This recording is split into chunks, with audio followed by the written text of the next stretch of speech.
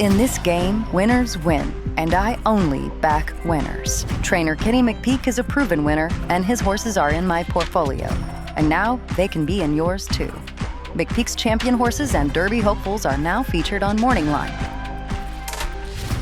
With Morning Line, I don't just watch the race. I own the moment. I invest in champions. This is my edge. Buy, sell, trade anytime.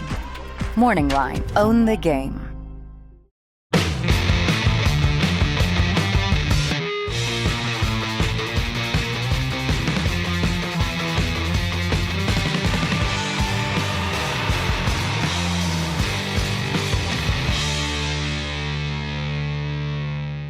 Hey everyone, Ashley May, Mike Beer here with a preview of the Martha Washington this Friday from Oaklawn Park. Now this race was rescheduled, was supposed to be previously held on the Saturday prior, but with all that weather, sleet, and ice down in Arkansas, they had to reschedule. And it's a nice treat on a Friday, Mike, but before we dive into this field, one of the races on the 12 race program, just a word here from morningline.io, our sponsor.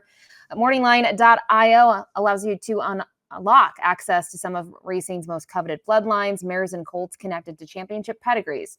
Morning Line is a private SEC-regulated marketplace where approved participants can trade licensed interest in elite racehorses.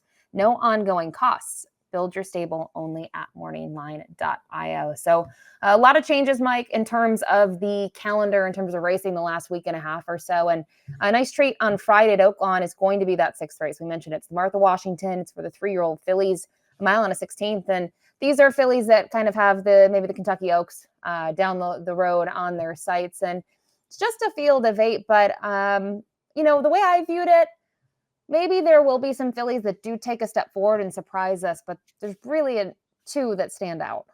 Yeah, that's what I thought too. Yeah, you're right, though. The sort of first small steps here on the way to the Kentucky Oaks. And I wouldn't be surprised if a couple of these fillies make it to that race. I think you're right, though. 5 and the 6 are the 2 favorites on the Morning Line. They're the 2 horses to beat in this race for sure. They both have a lot going for them. We'll see if anybody can, take the needed step forward here and take them down.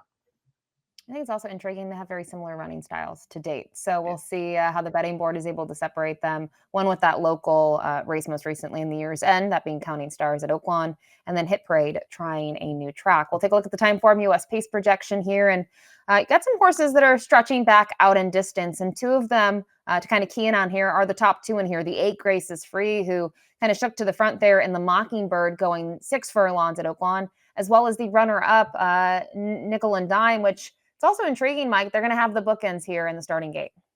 Yeah, I mean, this pace picture seems right to me. Ashley, does it look right to you? I mean, they're both stretching out here, both with some speed. I really do appreciate as far as the one Nickel and Dime goes. I mean, she's got a great post here from the rail. If they decide to use her speed, don't be surprised if she makes the lead. And we mentioned she exits the Mockingbird. We'll take a look at that right now as we dive into her past performances. She's 8-1 on the Morning Line. And when we show the replay here for Nickel and Dime, I thought it was a good performance. I mean, we've talked about this in other previews actually that we're recording today. It can be tough to drastically change distances, especially with a young horse. She was coming from a mile and a 16th victory, and they cut her all the way back to 6 furlongs, and she still puts in a big effort. Yeah, also stepping up out of a maiden claiming win too. Mm-hmm. So she runs fine in this race. Turning back against some tougher horses. The other thing that I really appreciated about this performance actually is the terrible looking running line to in her second career start at Keeneland. That's a race.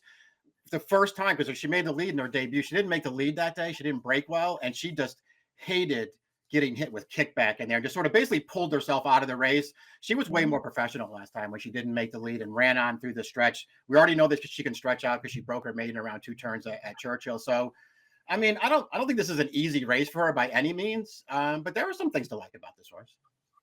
The number 2, Maximum Offer, comes into this race off a win. Now it's the maiden score. We'll take a look at that replay, Mike. And I know the figure is a 76, and I love that the way she's, taken a step forward, but she did get Lasix and blinkers last time out. I think what I like here the most is watching it, that she's game, but then I go back to it and I see the fractions and I'm just less enthused about it as a whole. Yeah, probably the trip. You could argue that the trip really helped her in this race. I still thought that she ran pretty well. She got right up on the pace in there, took over and then had that horse just challenging her all through the stretch. And she was just never going to let that horse get by her. At least I didn't think she was. So pretty good performance there. Real nice step in the right direction. We'll see. I guess maybe we'll find out how much the Lasix had to do with it, because she can't run with it in this race, but she improved last time for sure. The 3 search party, this one goes out for Mark Casse. It took her 5 starts to graduate, but she did it last time out. She's taken a step forward in each and every start. You can see that from her figures and just kind of how she's finished her races. And I think they tried different things maybe on the debut or 3rd start, Mike, where they're trying to figure out where she wants to be. I would have to think she wants to be stalking the pace setters early and just make one run. Yeah, I think that's probably the trip that's coming for her in here too. I think she'll be a little bit further back off the pace in this race, but I don't think that's necessarily a bad thing for her. I just like the way that Cassie's sort of letting her find her way here. Never really pressed on her too much, but she's moved forward in every start, as you mentioned so far. And I don't know, the maiden win last time, first time in this track, clearly the best race she's ever run. Maybe the trip had everything to do with it, actually, but I thought she ran really well in that race. And listen, she's not going to have to improve that much off of it if the 2 favorites don't move forward at least a little bit in this race. I think she's a major contender in here. The 4 Spitfires, who we'll talk about next, Brian Hernandez Jr. teaming up with Kenny McPeek. Her first 3 starts were all on the dirt. She ran well. She was able to graduate second time out at Saratoga. And the fractions, I thought they were good early on, and she just got a nice trip. To me, I don't know how to assess the Salima. It kind of comes out of nowhere that you try the turf in that event. She was going 2 turns. I don't see a ton of turf influence in her pedigree, but I'm willing to draw a line through it. To me, it looks like a complete experiment. Yeah, I'm not going to hold that race against her either. They tried it. It didn't really work out. Her dirt form might not look that great. I actually think it's pretty good. Like, she made her first 2 starts in New York. I thought she ran pretty well in both of those races, even though they didn't come back that fast. Even the sorority, she's only second best in that race, first time around 2 turns. That's a good horse to beat her, Dazzling Dame. I know that race wasn't fast, but Dazzling Dame has turned out to be pretty good, and she's run a couple of really fast races since then. So I even think that race is better than it looks on paper. The number 5 Counting Stars, another one here, and for Mark Casse, she comes in off a little bit of a win streak. She's only has that 1 blemish in the Myrtlewood, and we'll take a look at her most recent performance, which came at Oaklawn Park. And I think this is going to go pretty far, at least for the gamblers and the betting public. The fact that she has wins at Oaklawn, she's won at 1 turn, she's won at a mile, and to win it like this, I thought was visually very impressive. Yeah, this is serious stuff here. She smashes this field. She got caught about 4 wide on the first turn of this race too, trying to go for position, and just had to take that outside trip the entire way. But she just, when it was time, she just took this race over and left that field for dead. Listen, the Myrtlewood at this point is one of those races that I don't even know how you can explain it. She was terrible in there, and she's been really good in each of her other 3 races. I really like this filly. The number 6 Hit Parade, arguably her kind of nemesis in this race, draws directly to her outside, sort of a similar running style where she sits about a length or 2 off of it and makes her run. Now she's coming in off of very similar situations. I mean, she's 3 for 4 in her career, Mike. She's on a win streak though, and she's been able to go to Churchill and Fairgrounds with this. Now her first time at Oaklawn. Again, I don't know how you knock her in here. I think you just probably look at these 2 horses and you like something more about one over the other. Yeah, I think that's probably right. I mean, listen, Hit Parade hasn't been as visually impressive as Counting Stars has been in her wins, but listen, she's getting the job done every time they send her out there. She gets great trips in her races. She's proven in her 2 most recent wins there that she enjoys a pretty good fight through the stretch, the untappable. She really had to dig down deep there to turn away the runner-up in the race, but she did it. Her races are all fine. I'm not like blown away by her, Ashley, but she's obviously a major player in here. The 7 Newtown Pike, a little bit of an upset there in terms of the underneath in the year's end. We saw Counting Stars dominate, and Newtown Pike was 3/4 of a length clear for second. I thought it was actually probably an effort that there's more to like than just that, finishing second. It's the fact that it's your second career start off a freshening at a different track, stretching out. A lot thrown the way, this horse's way. And while her figure didn't jump up dramatically, Mike, I think it did enough to suggest she's another one that at a price maybe could get a piece.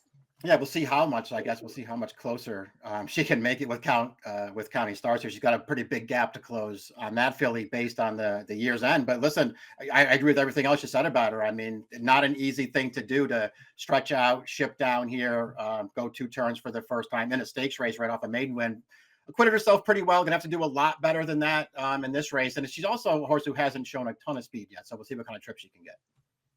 And then rounding out the field is the 8 Graces Free, the Mockingbird upset, where she was able to command things early with Kelsey Hara aboard for Klein. And, I guess the main thing that I think we'll all see is the question of the distance. I have a feeling that this horse could maybe have some limitations. I think horses like this, though, if they get an easy lead, they can always be a little bit of a thorn in the side of the rivals, right? And I just don't know how easy the lead will be for her in here, Mike, with the rail runner present.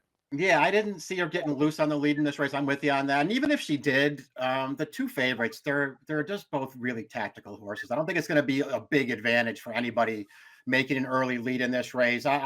We'll see. Maybe she will stretch out effectively. I think if you just look at her pedigree, at least on paper, she's got plenty of it to get more distance. We'll see if she does it. You also do, I think, have to reckon with the stakes race 2 starts back. Ashley, she got absolutely buried by Counting Stars on the lead.